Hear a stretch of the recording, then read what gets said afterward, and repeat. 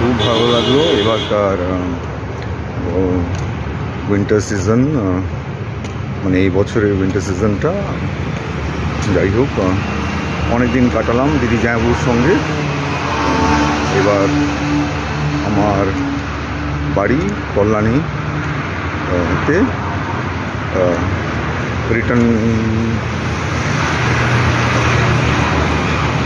করার জন্য প্রস্তুতি নেওয়ার পালা। খুবই ভালো লাগলো, আমরা সবাই মিলে ঘটাগাঁও গেলাম, মা তারিণী পিঠে পুজো দিলাম। ওখান থেকে বড় ঘাগরা পিয়ঞ্জ ডিস্ট্রিক্টে।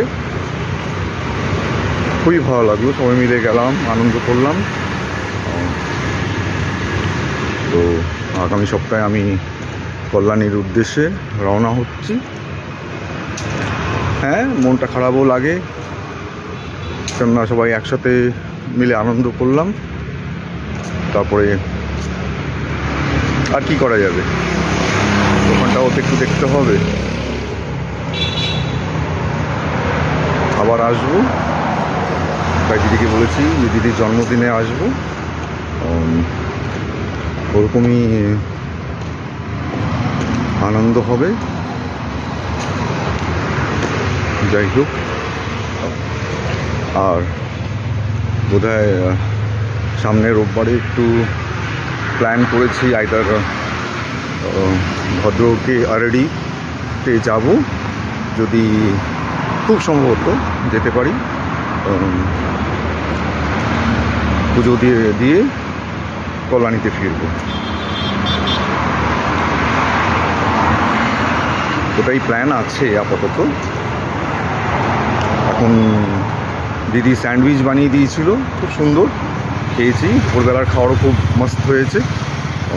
2 রকমের মাছ, মাছের ডিম, দারুণ খেলাম। এখন স্যান্ডউইচ আর কফি করে দিল, খেয়ে দিয়ে এখন আমি ঘুরতে বেরিয়েছি বাড়ির কাছাকাছি, মানে দিদিদের কোয়ার্টার্সের কাছাকাছি। আর এটা যারা দেখছেন, যারা ভুবনেশ্বরেও থেকেছেন, তারাও বুঝতে পারছেন ভিডিও দেখে যে আমি 4 নম্বর দিয়েই হাঁটাচলা করছি এখন।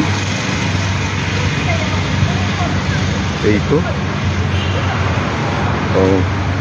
একটা জিনিস মনে পড়ে যায় যে পুকারতা চলা হুঁ मैं।